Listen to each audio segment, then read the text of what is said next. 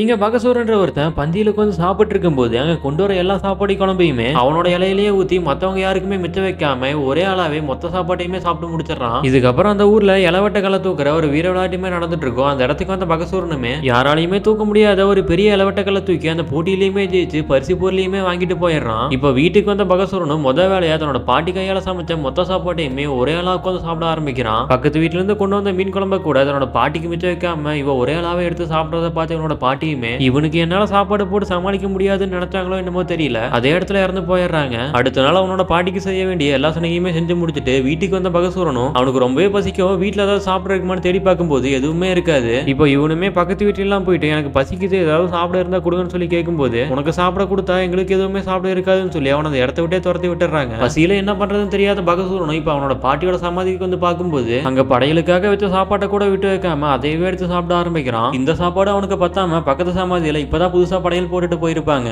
அங்கேயும் போயிட்டு அந்த படையில சாப்பிட்டு இருக்கும்போது திரும்பவும் அந்த இடத்துக்கு வந்து படையல் போட்டவங்களும் இவன் சாப்பிட்டு இருக்கிறத பார்த்து கீழ இருந்து ஒரு கல் எடுத்து அவன் தலையிலே அடிச்சிடுறாங்க. அடிச்சதுல அந்த இடத்துல இறந்து போகவும் அந்த இடத்துல ஒரு குழியை தோண்டி பகசூரனை புதைச்சிட்டுமே போயிடுறாங்க.